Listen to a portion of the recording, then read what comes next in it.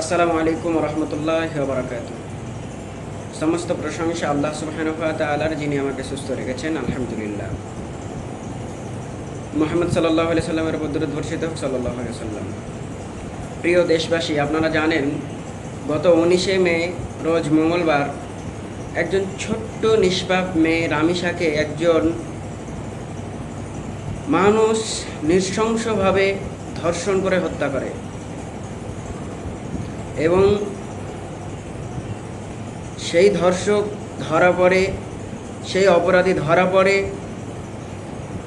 তারপরেও তার বিচার হয় না। আমি জানতে চাই তাদের কাছে, যাদের হাতে রাষ্ট্রীয় বিচার ক্ষমতা থাকার পরেও বিচার করে না, যদি তার মেয়ের আজকে এই ঘটনাটি ঘটতো তাহলে কি সে বিচার করতো না?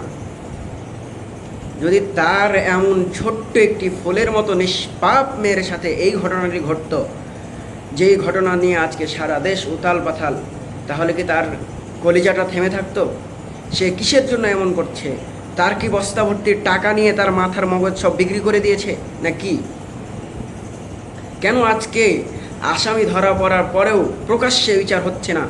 যে একজন মেয়ের জীবন কেড়ে নিয়েছে, যে একজন মেয়েকে গলা কেটে হত্যা করেছে, তার বিচার কেন হচ্ছে না?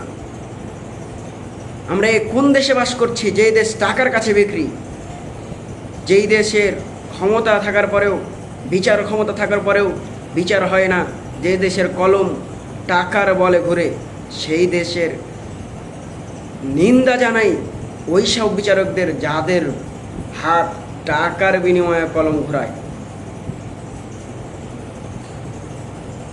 যারা ন্যায় বিচার করতে পারে না, যারা একজন ছোট্ট সন্তানের নিরাপত্তা করতে পারে না, যারা একজন ছোট্ট সন্তানের হত্যাকাণ্ডের বিচার প্রকাশ্যে করতে পারে না, এ দেশের বিচারকরা পুরুষ না কাপুরুষ, সেটা আমার চাইতে যারা জ্ঞানী ব্যক্তি আছে তারাই ভালো বুঝবেন।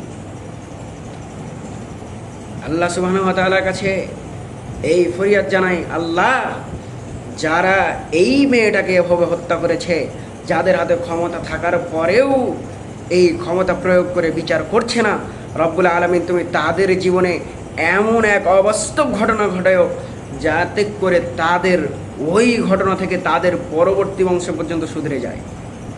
আল্লাহ, তুমি ওই নিষ্পাপ সন্তানটাকে জান্নাতে তুমি জায়গা দাও। রব্বুল আলামিন প্রত্যেককেই তুমি ক্ষমা করো, প্রত্যেককেই তুমি মাফ করো। আল্লাহ, তুমি এই দেশকে রক্ষা করো। রব্বুল আলামিন, তুমি আমাদের সকলকে মাফ করো। আল্লাহুম্মা আমিন। ওয়া আখির দাওয়ানা আলহামদুলিল্লাহি রাব্বিল আলামিন। আসসালামু আলাইকুম ওয়া রাহমাতুল্লাহ।